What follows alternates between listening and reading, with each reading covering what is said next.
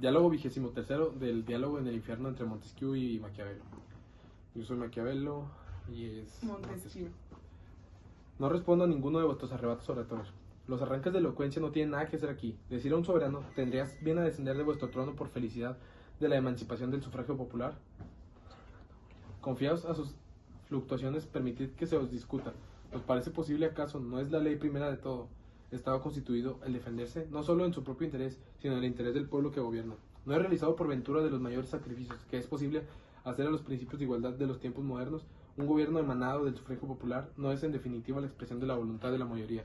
Cuando este principio se ha adentrado en costumbres, conocéis el medio de arrancarlo, y si no es posible arrancarlo, conocéis algún medio de realizarlo, y en las grandes sociedades europeas, excepto por obra de un solo hombre. Soy severo en cuanto a los métodos de gobierno, indicadme otro método de ejecución, y si no existe ningún otro más de las que el poder absoluto, decidme cómo depurar de ese poder de las imperfecciones que a su principio lo condena. No soy un Vicente de Paul, porque lo que mis súbditos necesitan no es un alma evangélica, sino un brazo fuerte. Tampoco soy un Algeciras, ni un Graco, porque no vivo entre espartanos ni entre romanos. Vivo en el seno de sociedades voluptuosas donde el frenesí de los placeres va de la mano de las armas de los arrebatos de la fuerza con lo de los sentidos, que rechazan de toda autoridad divina, de toda autoridad paterna, todo freno religioso. Soy, y por ventura, quien ha creado el mundo en cuyo medio vivo. Si soy quien soy, es porque él tal cual es, tendría acaso el poder de detener su decadencia. No todo cuanto puede hacer prolongarle la vida, porque abandonarlo a sus propias fuerzas se disolvería más rápidamente aún. Tomo esta sociedad por sus vicios, porque solo me presenta vicios. Si tuviese virtudes, la tomaría por sus virtudes. Empero, si principios austeros pueden insultar mi poderío, ¿puede acaso desconocer los servicios reales que presto, mi genio y hasta mi grandeza? Soy el brazo, soy la espada de las revoluciones que el soplo precursor de la destrucción final dispersa. Reprimo las fuerzas insensatas que no tienen en el fondo otro móvil que brutalidad de los instintos, que bajo el velo de los principios se abalanzan sobre el botín. Si disciplino estas fuerzas y detengo, aunque sea solo durante un siglo, su expansión en mi patria, ¿no seré digno de ella? ¿No puedo ni siquiera aspirar al reconocimiento de los estados europeos que vuelven hacia mí sus miradas, como hacía el Osiris, que por sí solo tiene el poder de cautivar a esas muchedumbres temblorosas? Alzad entonces vuestros ojos e inclinaos ante aquel que llevan en su frente el signo fatal de la predestinación humana.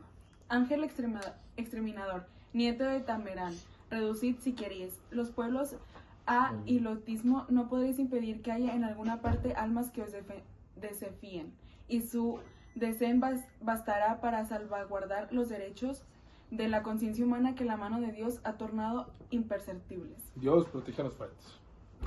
Llegad de una vez, os encargo, a los posteros anillos de la cadena que habéis fraguado. Apretadla bien, utilizad el yunque y el martillo. Vos los podéis todo. Dios os protege. Es aquel quien guía vuestras estrellas. No alcanzo a comprender la animación que ahora domina vuestro lenguaje. Tan duro soy entonces que he adoptado como política última no la violencia, sino la desaparición. Tranquilizaos, os traigo más de un consuelo inesperado.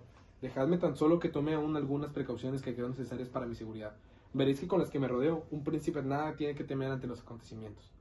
Por más que lo neguéis, hay en nuestros escritos más de una coincidencia. Creo que un déspota que aspira a ser completo no debe dejar de leeros. Así señaláis con toda razón en el espíritu de las leyes que un monarca absoluto debe poseer una guardia pretoriana numerosa. Lo dijiste en el espíritu de las leyes en el capítulo 25.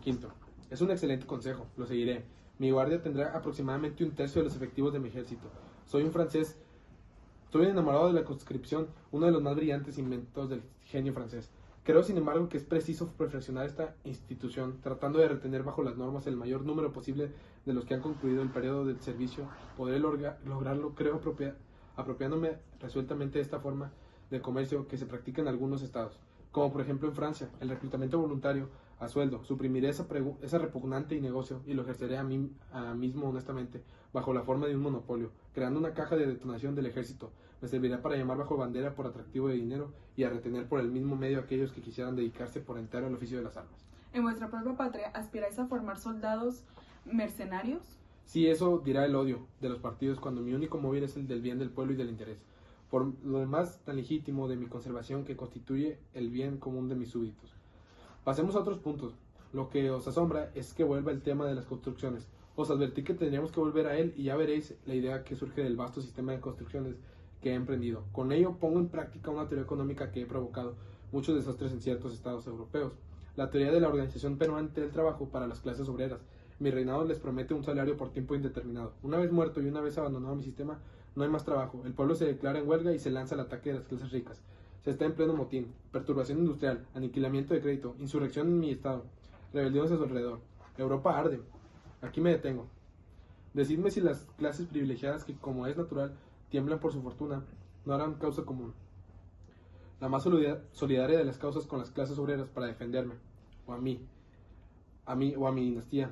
Si por otra parte en el interés de la tranquilidad europea no se aliarían a ellas las potencias de primer orden. Como veis, la cuestión de la construcción es al parecer insignificante, es en realidad una cuestión colosal. Y cuando la finalidad que se persigue es de tamaña importancia, no se debe escatimar en sacrificios. ¿Habéis notado que casi todas mis concepciones políticas tienen también una fase financiera? Es lo que también me ocurre en este caso. Fundaré una caja de obras públicas a la que dotaré de varios centenares de millones, con cuya ayuda insistiré a construir en toda la superficie de mi reino.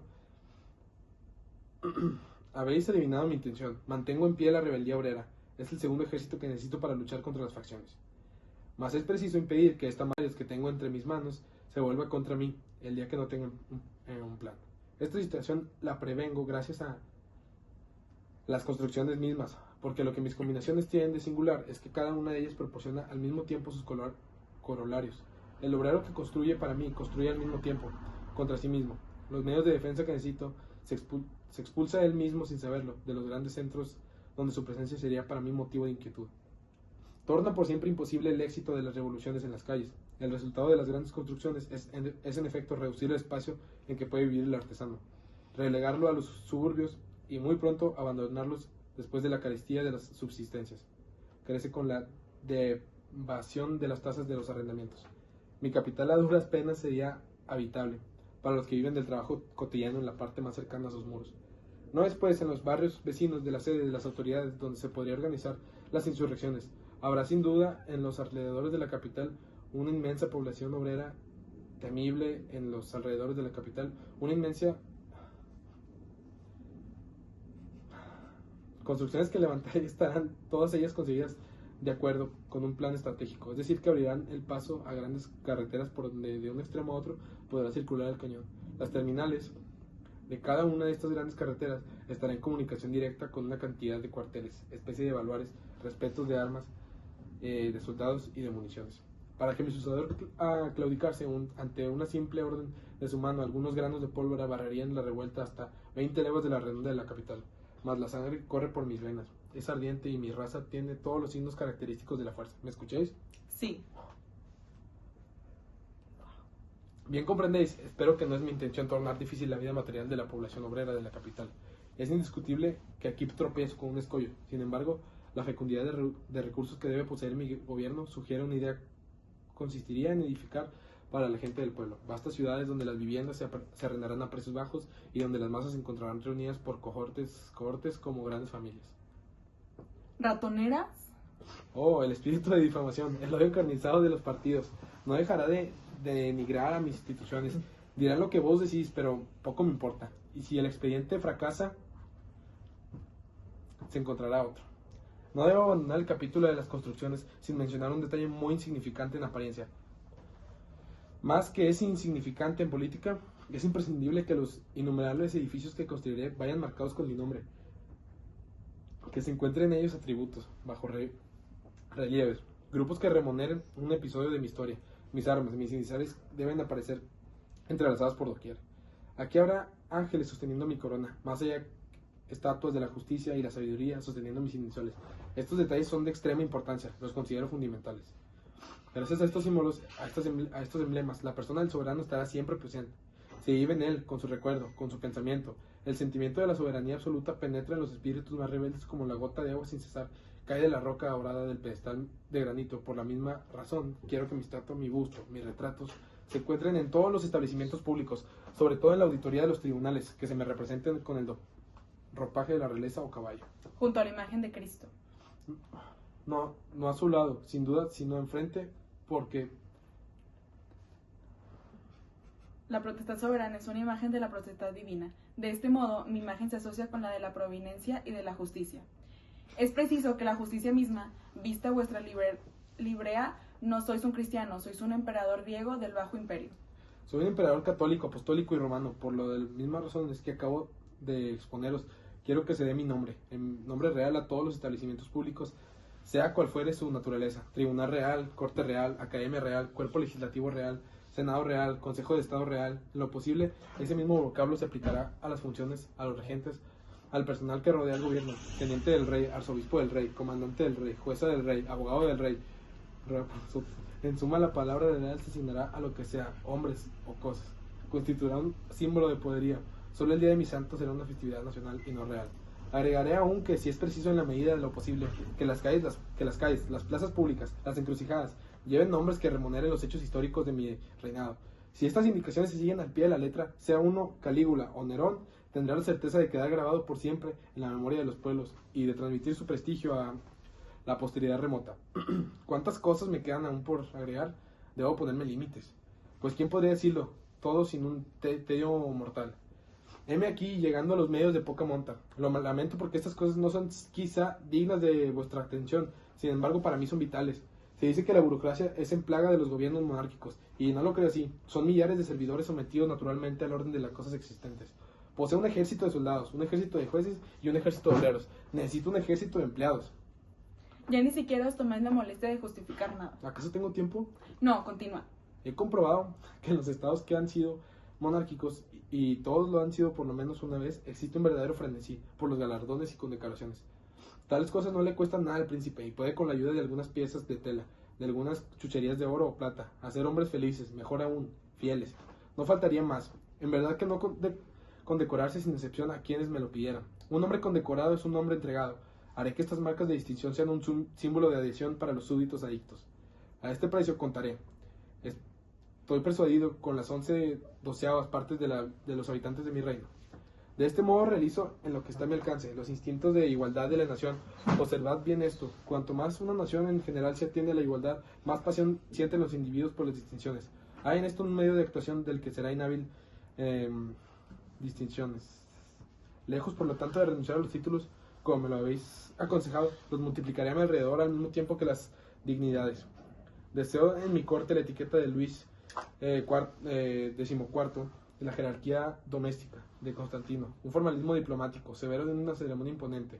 Estos son medios de gobierno infalibles sobre el espíritu de las masas. A través de todo ello el soberano aparece como un dios. Me asegura que los estados, en apariencia más democráticos por sus ideas, la antigua nobleza monárquica no ha perdido casi nada de su prestigio. Mandaría por chambelanes a los gentiles hombres del más rancio abolengo. Muchos nombres antiguos estarían sin duda apagados en virtud de mi poder soberano, y los haría revivir con los títulos, y en mi corte se encontrarían los hombres más ilustres de la historia después de Carlomagno. Es posible que estas concepciones os parezcan extravagantes. Te aseguro, sin embargo, que harán más por la consolidación de mi dinastía que las leyes más sabias. El culto del príncipe es una especie de religión, y como todas las religiones posibles, este culto impone contradicciones y misterios que están más allá de la razón. Cada uno de mis actos, por muy inexplicable que sea en apariencia, hace un cálculo cuyo único objeto es mi bienestar y el de mi dinastía. Así como lo digo por lo demás en el Tratado del Príncipe, lo que es realmente difícil es adquirir el poder, pero es fácil conservarlo, porque a ella basta en suma suprimir lo que daña y establecer lo que protege. El rasgo esencial de mi política, como habéis podido comprobar, consiste en hacerme indispensable. He destruido tantas fuerzas organizadas como ha sido preciso, para que nada pudiese funcionar sin mí, para que los enemigos mismos del poder temieran derrocarlo. Lo que ahora me queda por hacer no consiste en el desarrollo de los elementos morales que se encuentran en germen en mis instituciones. Mi reinado es un reinado de placeres. No me prohibirás que alegre a mi pueblo por medio de juegos, de festejos, y de esta manera suavizo las costumbres.